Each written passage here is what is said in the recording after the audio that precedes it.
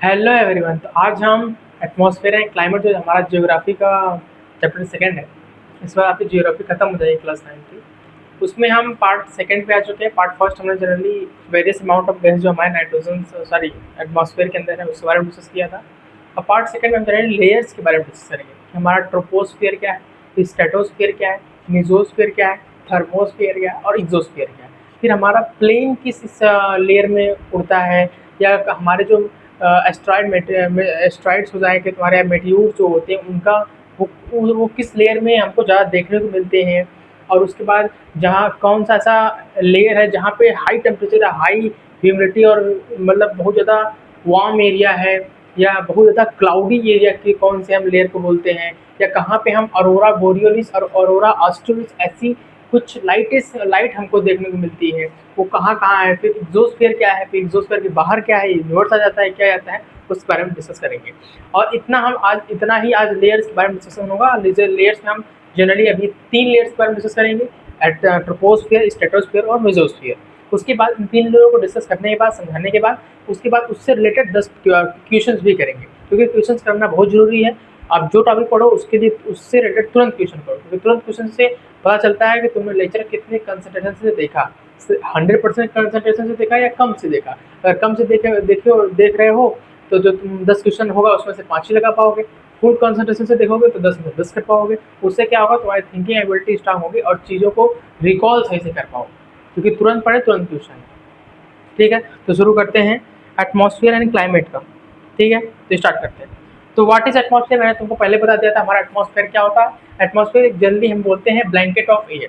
Blanket of air surrounded the earth crust is known as atmosphere. Atmosphere की क्या काम थी? शिल्डिंग का काम करना, वेदर क्लाइमेट का चेंज करना, सीजन का चेंज करना, रेन बारिश कराना, इवापोरेशन, कंडेंसेशन, डिपोजिशन, जो भी तुम्हें समझ में आ रहा है वो सब कराना। और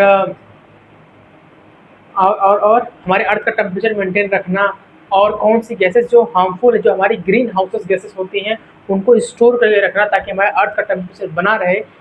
और जो हमारी हार्मफुल्स रे हैं जो सन से आती हैं, यूवी रेडिएशंस आती हैं, उनको प्रिवेंट करें आने से। ये सब तुम्हारा काम था एटमॉस्फेयर का। अब यहाँ पे क्या है, एटमॉस्फेयर उन्हीं का छोटा सा मैं डिफिनेशन है एटमॉस्फेयर में फिर से लगा दिया हूँ। व्हाट इज एटमॉस्फेयर, अब देखो वहाँ पे मैं पॉइंटर चला देता हूँ। देखो, तो व्हाट इज एटमॉस्फेयर, एटमॉस्फेयर क्या होता है। 1 सेकंड, पेन नहीं चल रही है।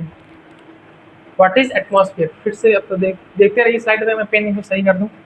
पेन नहीं सही से चलती है, पेन ही बंद हो जाती है मेरी, पता नहीं क्या हो गया इस पेन, बीच में चलती रहेगी फिर रुक जाती है। दूसरी पेन लाया, अब चलेगी, देखिए चल रही।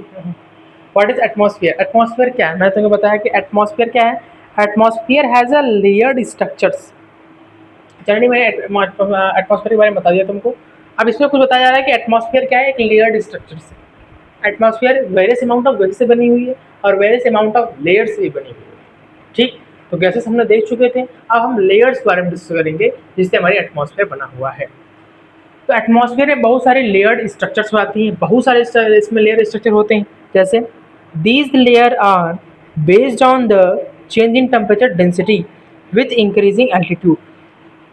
और अच्छा, एक पॉइंट और उसको भी देख लेते हैं, उसके बाद समझाता हूँ। उसके बाद air density is the highest near the earth surface and decreases with altitude.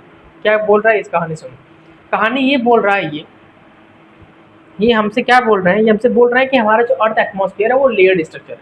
बहुत सारी इसमें लेयरिंग है। फिर से देखो यहाँ पे मैं बता रहा हूँ, देखो। तो हमारा अर्थ एटमॉस्फेयर, जो हमारा ये एटमॉस्फेयर है, एटमॉस्फेयर का मतलब जो हमारा वायुमंडल है, या जो हमारा बाहर का जो सबसे आउटर अर्थ के ऊपर जो सबसे बाहरी बनावट है लेयर्स की, या बोल सकते हो गैसेस की जो मिक्सचर्स है, उसको हम बोलते हैं एटमॉस्फेयर। एटमॉस्फेयर हमारा क्या है, atmosphere has a layered structure. मतलब हमारा जो ब्रह्मांड है, सॉरी ब्रह्मांड बोल रहा हूँ, यूनिवर्स नहीं है, हमारा जो वायुमंडल है एटमॉस्फेयर, वो हमारा क्या लेयर्ड स्ट्रक्चर है। पहला पॉइंट क्या होगा, एटमॉस्फेयर हैज लेयर्ड स्ट्रक्चर, पहला। दूसरा, these layers are based on the change in temperature density with increasing altitude। मतलब एटमॉस्फेयर में तुम्हें जितनी भी लेयर्ड स्ट्रक्चर ये दिख रही है, एटमॉस्फेयर में तुमको जितनी भी ये लेयर्ड स्ट्रक्चर दिख रही हैं, वो क्या करती हैं, इस लेयर का जो बेस्ड होता है, ये जो जितनी भी तुम्हें लेयर देखने को मिलती है, इनका क्लासिफिकेशन हम किसकी बेस पे करते हैं, change in change in temperature and density, किसके बेसिस पे? Change in temperature and density, change in temperature and density with increasing altitudes, with increasing altitude. तो हम क्या करते हैं, जितने भी हमारे एटमॉस्फेयर के अंदर लेयर्ड स्ट्रक्चर्स हो जाती हैं या लेयर बहुत सारे जितने भी लेयर मिलती है 5 6 8 जो भी मिलती हैं, उनका हम क्लासिफिकेशन किसके बेसिस पे करते हैं? टेम्परेचर और डेंसिटी। और इंक्रीजिंग क्या है हमारा? Increasing altitude. हाँ, हम जो एल्टीट्यूड लेते हैं ज्योग्राफी के टर्म में वो हम सी लेवल से लेते हैं। एल्टीट्यूड जनरली हाइट को बोलते हैं, मैथमेटिक्स जाओगे तो हमारे वो ट्रायंगल की हाइट को बोल देंगे, और उसमें हम जनरली हाइट कंसिडर करते हैं। लेकिन जो हमारा ज्योग्राफी में जो एल्टीट्यूड लिया जाता है वो जनरली हम मीन सी लेवल को लेते हैं। जैसे हमारा ये सी है, समुद्र है, ये समुद्र मान लो इतना, उसका समुद्र जो ओशियन प्लेट है मान लो जो इतना है, उसके हम एक मीन वैल्यू को सेलेक्ट कर लेंगे बीच का, ठीक है, उसको उसी को मान लेंगे 0, वहीं पे 0 मान के वहीं से अपनी हम हाइट, चाहे तुम्हारा प्लेन हो, चाहे प्लेटी हो, चाहे हिमालय हो, उनका कंपेरिजन हम इसी एल्टीट्यूड से करते हैं। किसके लेवल से? सी लेवल से। चाहे तुम्हारा प्लेन हो, चाहे प्लेटी हो, चाहे हिमालय एरिया हो, सबका कंपेरिजन वो कितना ऊंचा है, ये कितना ऊंचा है, ठीक है। हर स्टेट की ऊंचाई है जो जितना भी उसका मतलब वो ज़्यादा नीचे है या प्लेन एरिया में है, ज़्यादा प्लेट्यू में है या ज़्यादा हिमालयस में है, उसका हम कंपेरिजन सी लेवल से करते हैं। किससे करते हैं? सी लेवल से, ठीक है। दूसरा पॉइंट सर में क्या है देखो, air density is highest near earth surface and decreases with altitudes. Air की जो डेंसिटी होती है, एयर का जो घनत्व है हाईएस्ट होता है हमारे अर्थ के एटमॉस्फेयर या हमारे अर्थ के क्रस्ट के आसपास। ऊपर की तरफ वो धीमे धीमे घटने लगता है, ऊपर की तरफ वो धीमे धीमे घटने लगता है। तो मोस्ट इंपॉर्टेंट पॉइंट हमारा यही था कि एटमॉस्फेयर ऊपर मोटा मोटा क्या, एटमॉस्फेयर क्या थी हमारी, उसके अंदर बहुत सारी वेरियस अमाउंट ऑफ गैसेस थी, उसके साथ उसके included many layers of structures थे, सॉरी हाँ, लेयर्स ऑफ स्ट्रक्चर्स थे, जैसे ट्रोपोस्फियर है, स्ट्रेटोस्फियर है, मेसोस्फियर, थर्मोस्फियर, एक्सोस्फियर, ये कुछ लेयर्स थे। उसके साथ मैंने क्या बताया कि इसकी जो एटमॉस्फेयर में जो लेयर्स हैं, इनका क्लासिफिकेशन किसी बेस पे करते हैं? Temperature, density and with increasing altitude. दूसरा पॉइंट यही था क्या, पीछे देखो क्या लिखा हुआ, फिर देखो मैंने बोला कि एटमॉस्फेयर तुम्हारा क्या होता है, एटमॉस्फेयर हमारा जनरली लेयर्ड स्ट्रक्चर होता है। कौन कौन सा? ट्रोपोस्फियर, स्ट्रेटोस्फियर, थर्मोस्फियर, एक्सोस्फियर और हाँ एक्सोस्फियर, ठीक है। फिर हमने बताया कि देखो हमारा जो एटमॉस्फेयर में जो हमारी लेयर्ड स्ट्रक्चर होती है उनका क्लासिफिकेशन किसके बेसिस में होता है? तो 3 चीजें, temperature, density and with increasing altitude. Altitude क्या होता है? जनरली हाइट है जो हम कहाँ से लेते हैं? सी लेवल की मीन सी लेवल ले लेते हैं और उसको मान लेते हैं 0, वहीं से हम हाइट का कंपेरिजन करते हैं कि कौन कितना प्लेन में है, कौन कितना प्लेट्यू में, कौन कितना हिमालय एरिया में। दूसरी पॉइंट। तीसरा, जो हमारा एयर होता है, जो हवाएं होती हैं, उनकी डेंसिटी, उनका घनत्व हाईएस्ट होता है तुम्हारे अर्थ क्रस्ट के अराउंड, और धीमे धीमे जैसे जैसे ऊपर जाओगे तो तुम्हारे एयर की डेंसिटी धीमे धीमे घटने लगती है। तो 3 तुम्हारे मेजर पॉइंटेड थे, ठीक, जो कि तुम्हारे स्ट्रक्चर्स या लेयर्स स्ट्रक्चर से रिलेटेड थे, ठीक। आगे चलते हैं, एल्टीट्यूड देख लो क्या है, उसके बाद लेयर पे आते हैं। What is altitude?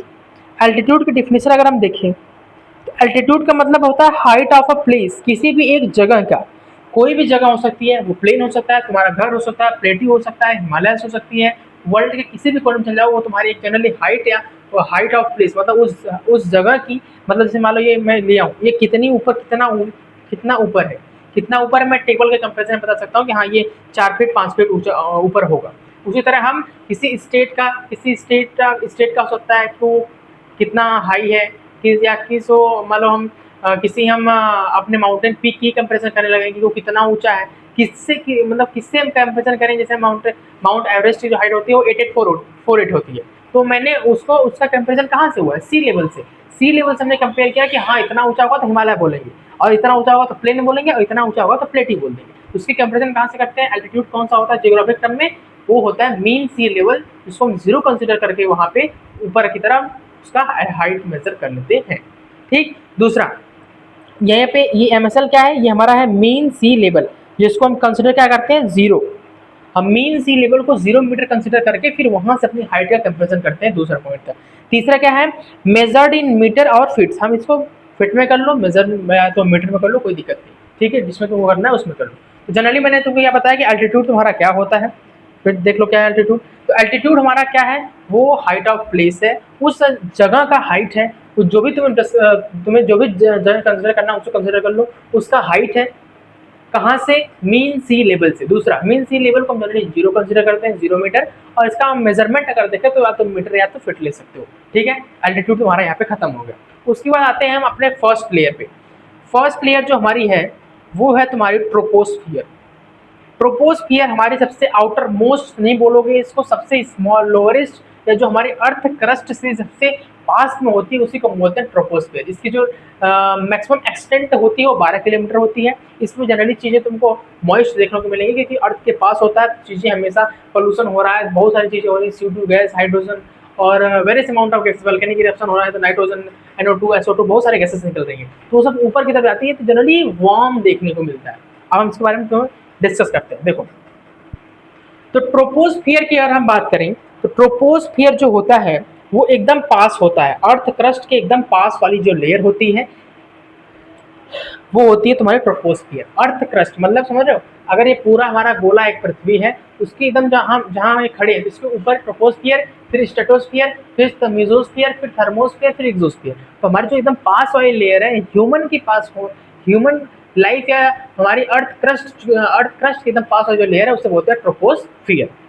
इसकी हाइट अबाउट होती है 12 किलोमीटर। 12 किलोमीटर इसकी हाइट या मैक्सिमम एक्सटेंट रेंज होती है। उसके बाद इसका temperature decreases with altitude. Main property इसकी यही है कि इसका जो टेम्परेचर होता है वो धीमे धीमे धीमे धीमे एल्टीट्यूड के अराउंड धीमे धीमे घटने लगता है। कि अगर यहाँ पे टेम्परेचर वार्म है तो थोड़ा सा ऊपर जाओगे तो क्या होगा, तुमको कोल्ड देखने को मिलेगा।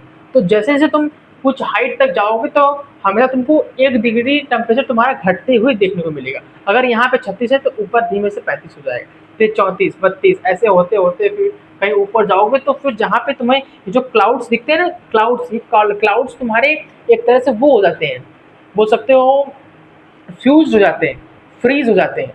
क्योंकि एक टेम्परेचर आते आते आते आते ऐसे कुछ टेम्परेचर आता होगा ऊपर जहाँ पे माइनस स्टार्ट हो जाता होगा या जीरो स्टार्ट हो जाता है, वहाँ से फ्रीजिंग स्टार्ट हो जाती होगी।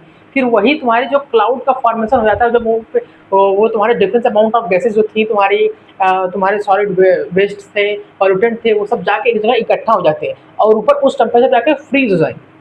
फ्रीज हो जाने के बाद फिर जब तुम्हारा क्या होगा, जब उसके ऊपर सनलाइट पड़ती है तो धीमे धीमे वो हीट होना स्टार्ट हो जाएंगे और मेल्ट होते होते होते फिर वो रेन का फॉर्मेशन कर लेते हैं। तो यही पूरा प्रोसेस देखें तो इसी को वाटर साइकिल बोलते हैं। तुम्हारे नदी का पानी इवापोरेट होता है, फिर वो भाप के फॉर्म में तुम्हारा क्लाउड का फॉर्मेशन करता है। जब क्लाउड का फॉर्मेशन हो जाता है तो फिर वो धीमे से जब मेल्ट होता है तो रेन का फॉर्मेशन हो जाता है। तो पानी ऊपर से इधर से नदी से उठा फिर पानी में ही मिल गया। ये पूरा वाटर साइकिल होता है, ठीक है। तो इसका temperature decreasing with increasing altitude सबसे मोस्ट इंपॉर्टेंट पॉइंट में भी ये तुम्हारे एग्जाम पॉइंटर्स व्यू के बहुत इंपॉर्टेंट है, तुम्हारे एग्जाम में आ ही सकता है। मान के चलो कि तुम्हारे एग्जाम में आ सकता है, ठीक है। तो मैंने क्या बताया कि ट्रोपोस्फियर की जो हाइट है वो कितनी है, 12 किलोमीटर। टेम्परेचर इसका वैसे पूछ सकते हैं तो decreasing with increasing altitude. Altitude जैसे जैसे बढ़ता चला जाएगा तुम्हारे अर्थ का जो तुम जैसे जैसे ऊपर जाते चले जाओगे, हाइट पे जाओगे, ऊपर जाओगे, मान लो एरोप्लेन जा रहे हो तो वहाँ का टेम्परेचर और नीचे का टेम्परेचर तुमको क्या देखने को अलग देखने को मिलेगा, ऊपर कम होगा और नीचे बहुत ज़्यादा होगा। कंटेंस में क्या होता है, मतलब ट्रोपोस्फियर के अंदर तुमको क्या क्या चीज़ें देखने को मिलेंगी। पहला, एयर वी ब्रीथ, ऑक्सीजन तुमको देखने को मिलेगा। मे भी तुमको हाइड्रोजन भी देखने को मिल जाती है। वाटर वेपर भी हो जाता है इसमें तुम्हारा, ठीक। तो अभी के लिए ध्यान रखो बस इतना ही, ठीक है। आगे चलते, मोस्ट वाटर वेपर, देखो यहाँ पे वाटर वेपर मैंने लिख दिया, वाटर वेपर भी है और क्लाउड्स। ये 3 मेजर इंपॉर्टेंस हैं जो इसके अंदर कंटेन होते हैं। ट्रोपोस्फियर के अंदर हम कंटेंट्स की बात करें कि इसके अंदर क्या क्या कंटेन है या क्या क्या है इसके अंदर, तो वो है तुम्हारा क्या है, पहला ट्रोपोस्फियर में तुम्हारा क्या क्या है, रुक जाओ थोड़ा सा लैग आ गया है, थोड़ा सा ब्लर आ रहा है, उसी को थोड़ा सही कर दे रहा हूँ।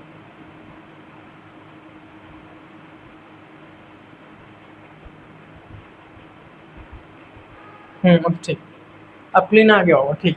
तो शुरू करते हैं। देखो, तो कंटेंट्स में हमने देखा कि air we breathe, most water vapours और क्लाउड, 3 चीजें तुम्हें मेजर देखने को मिलेंगी। या बादल देखने को मिलता है ट्रोपोस्फियर में, मतलब तुम अपनी आंखों से जहां तक देख पा रहे हो कि हाँ ये बादल दिख रहा है तो ट्रोपोस्फियर के अंदर ही है तुम्हें, ठीक है।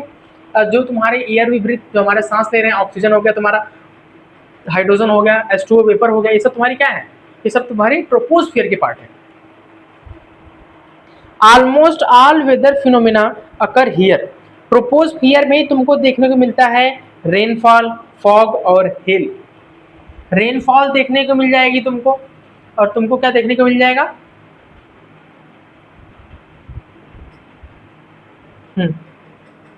तुम्हें रेनफॉल देखने को मिलेगी, तुम्हें फॉग देखने को मिलेंगे और तुम्हें हेल देखने को मिलेगा। हेल या स्टॉर्म बोल दो, कोई दिक्कत नहीं, चलता है, आराम से चले। तूफान, आंधी, छोटा मोटा आंधी, ठीक है। तो रेनफॉल तुमको देखने को मिलेगी, मतलब तुम्हें इस रीजन में तुम्हें बारिश देखने को मिलेगा। तुम्हारा फॉग, कोहरा, कोहरा जैसे ठंडी में नहीं होता कोहरा विंटर सीजन में, तो वो वाला कोहरा। और तुमको हेल या स्टॉर्म देखने को भी मिल जाएगा इसमें, ठीक। तो ये मैंने तुमको बता दिया।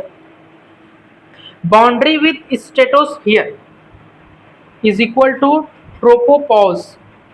फिर से ब्लर आ जा रहा है, बार बार ब्लर आ रहा है।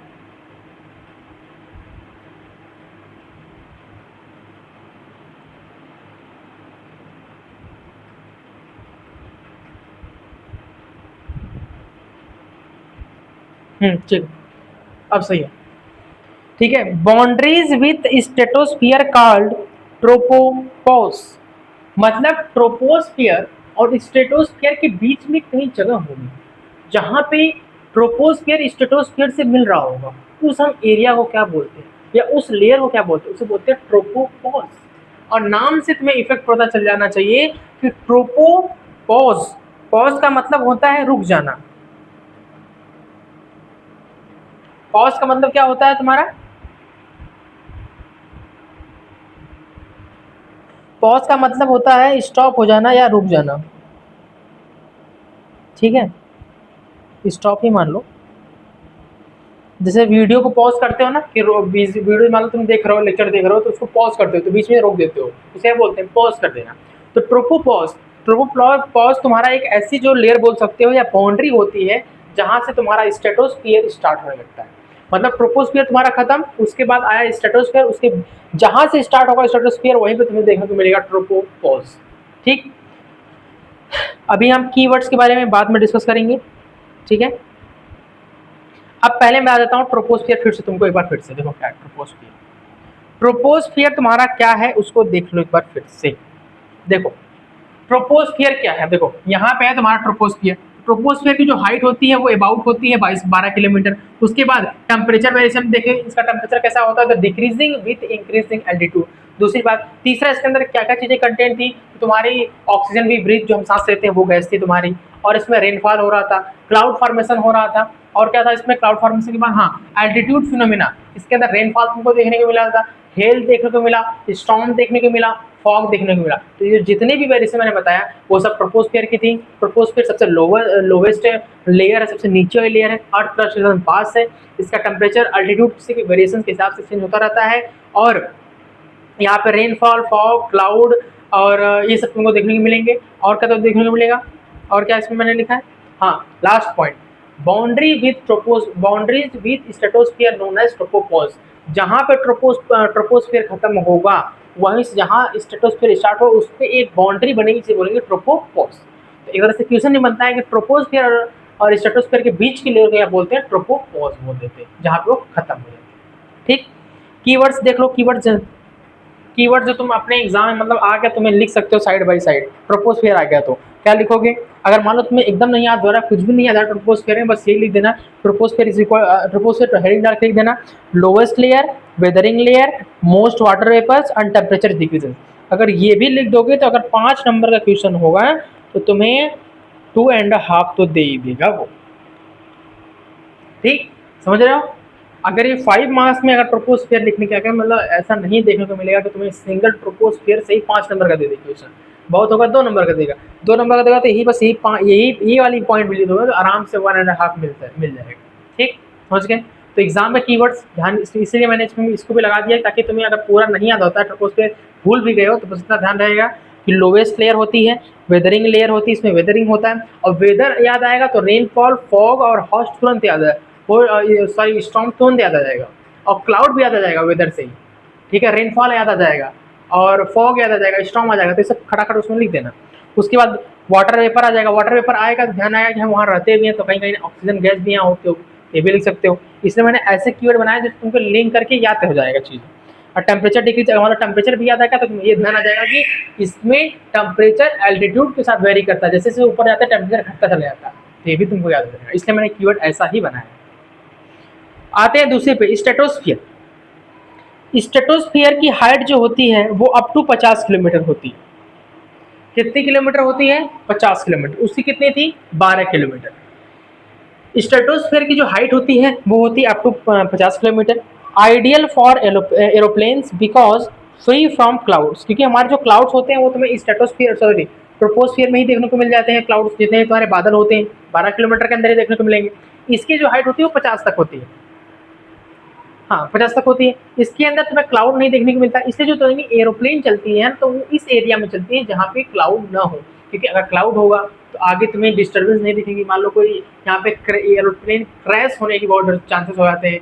बहुत सारे तो उसमें क्या बोलते हैं, उसमें एरोप्लेन बहुत सारे वो आते रहते हैं ना, क्या बोलते हैं, टर्बुलेंस आता रहता है। तो उससे भी प्रिवेंट होने के लिए हम क्लाउड के अंदर एरोप्लेन फ्लाई नहीं कराते, इसलिए हम स्ट्रेटोस्फीयर की लेयर में जाते हैं। और स्ट्रेटोस्फीयर में तुम्हें वहाँ क्लाउड फ्री एकदम नीला बादल दिखेगा और आराम से चलते चले जाओ। Free from cloud, less weather disturbance. Main ये आइडियल होती है। अगर पूछ ले तुझे बताओ आइडियल फॉर एरोप्लेन्स कौन सी लेयर है, तो बोलोगे स्ट्रेटोस्फियर। उसकी रेंज कितनी होती है? 50 किलोमीटर। क्यों एरोप्लेन के लिए आइडियल है? क्योंकि फ्री फ्रॉम क्लाउड है, कोई बादल नहीं होता और वेदर डिस्टर्बेंस उसमें नहीं होता, इसलिए उसमें आराम से हम एरोप्लेन चला सकते हैं। ठीक। Contain ozone layer, O3। Ozone layer इसके अंदर होती है सबसे मेन इंपॉर्टेंट मतलब अगर तुमने स्ट्रेटोस्फीयर में ओजोन लेयर लिख दिया तो मान के चलो नंबर मिल जाएगा तुरंत, क्योंकि ओजोन का काम होता है यूवी रेज को प्रोटेक्शन करना। यूवी रेडिएशन से जो सन से आ रही है उससे प्रोटेक्शन करना बहुत इंपॉर्टेंट। तो इसलिए ओजोन हमारी कहाँ मिलने देखने को मिलती है? स्ट्रेटोस्फीयर में। और ओजोन का क्या काम है? यूवी रेज से प्रोटेक्शन करना। Boundary pause with mesosphere called stratopause. Simple सा, जैसे ट्रोपोस्फियर जहां पे खत्म हुआ, स्ट्रेटोस्फीयर खत्म स्टार्ट हुआ, उस वाली बाउंड्री को बोलेंगे ट्रोपोस्फियर खत्म हुआ तो ट्रोपोपॉज, मतलब ट्रोपोस्फियर यहाँ रुक गया।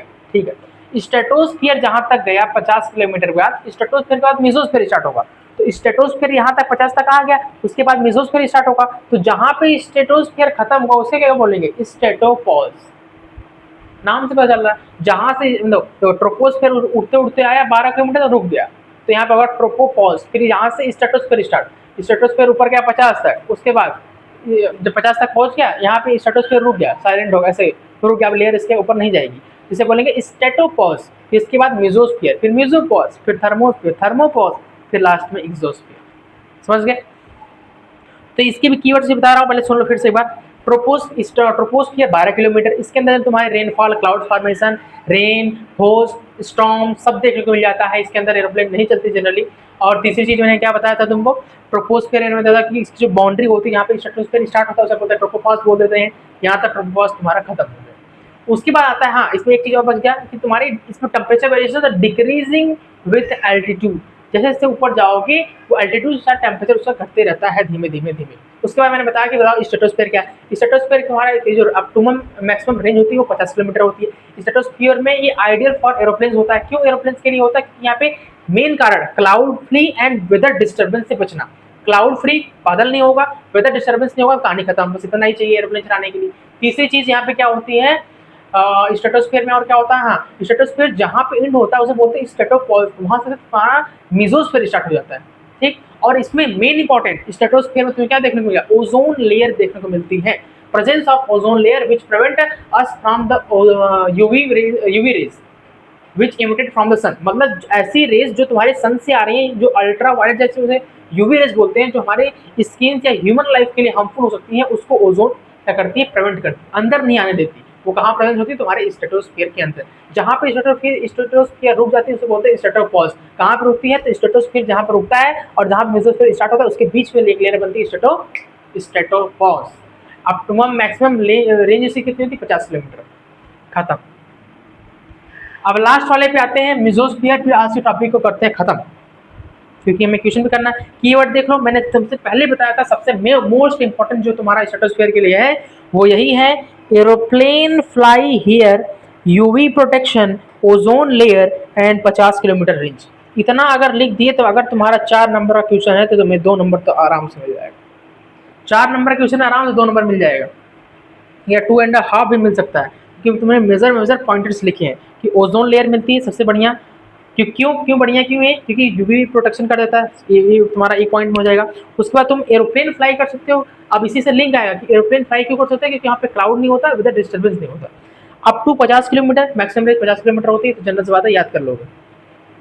ठीक है, अब आते हैं सबसे लास्ट वाले पे, मिजोस्फीयर, और कहानी को करते हैं खत्म। मिजोस्फीयर क्या है? मिजोस्फीयर की जो अप टू मैक्सिमम रेंज होती है वो तुम्हारी 80 किलोमीटर होती है। फिर से देखो, इधर देखो, मिजोस्फीयर जो तुम्हारा है उसकी जो हाइट होती है वो 80 किलोमीटर होती है। देखो यहाँ पे 80 लिखा हुआ है, 80 किलोमीटर। उसके बाद क्या मैंने लिखा है? मैंने लिखा है कि temperature decreases with increasing altitude. Same phenomena troposphere की तरह, जैसे वहां पे टेम्परेचर डिक्रीज होता था एल्टीट्यूड के साथ, उसमें हम क्या करते थे, ट्रोपोस्फीयर में भी क्या टेम्परेचर डिक्रीज होता था इंक्रीजिंग एल्टीट्यूड की वजह से। इसमें भी कहानी वही है कि एल्टीट्यूड बढ़ाते जाओगे और तुम्हारा टेम्परेचर घटता चला जाएगा। ठीक, आगे चलते हैं। उसके बाद इसमें third important, most meteors burn in this layer. मतलब जितने भी एस्टेरॉइड और मेस्टरॉइड होते हैं जो जुपिटर और मार्स के बेल्ट में पाए जाते हैं, अगर कहीं ना कहीं वो हमारे अर्थ के एटमॉस्फेयर में छोटे मोटे आ भी गए, तो वो तुम्हें कहाँ देखने को मिलेंगे? वो जनरली आते आते अर्थ के एटमॉस्फेयर में आते आते मिजोस्फीयर में खत्म हो जाते हैं। लेकिन अगर कोई बहुत बड़ा वाला आ गया तो वो फिर मिजोस्फीयर भी क्रॉस हो जाता है, फिर वो अर्थ क्रस्ट पे पक्का ही रहेगा। अगर वो मिजोस्फीयर को क्रॉस कर गया तो अर्थ पे गिरना तय है। ठीक, तो मिजोस्फीयर में तुम्हें सब मेन इंपॉर्टेंट जो तुम्हारे यहाँ से पॉइंटर्स बनेगा कि अगर सबसे मोस्ट इंपॉर्टेंट बताओगे मिजोस्फीयर के बारे में, तो ये बताओगे, क्या बताओगे? ये most meteor burn up in this layer. ज्यादा से ज्यादा मेट्योर जो होते हैं वो इसी लेयर में बर्न हो जाते हैं, खत्म हो जाते हैं। यहाँ पे मोस्ट लिखा है, लेकिन कुछ एक्सेप्शन, जैसे केमिस्ट्री में कुछ एक्सेप्शन बच जाते हैं, उसी तरह मिजोस्फीयर में कुछ एक्सेप्शन यही है कि कुछ मोस्टली मेटीरियल्स तो बर्न हो जाते हैं, लेकिन कुछ आ जाते हैं तो हमारे अर्थ की क्रस्ट पर गिर जाते हैं। ठीक है, स्टार्ट करते हैं आगे। मिजोस्फीयर खत्म हो गया, लास्ट पॉइंट बचा है मिजोस्फीयर का। नहीं, खत्म हो गया बस। क्या हुआ मिजोस्फीयर? एक कीवर्ड देख लेते हैं इसका, मिजोस्फीयर में क्या है। मिजोस्फीयर कोल्डेस्ट लेयर है एमंग दीज थ्री। अच्छा, तीनों में से, मतलब ट्रोपोस्फीयर, स्ट्रेटोस्फीयर और मिजोस्फीयर, इन तीनों में से सबसे ठंडी का बताएंगे तो हमारा मिजोस्फीयर है। Meteors burn here up to 80 kilometre इसकी रेंज हो जाती है। 12, 50, 80 कितना देखो, एकदम लिंक है, 12, 50, 80 नंबर याद हो गया। ठीक है,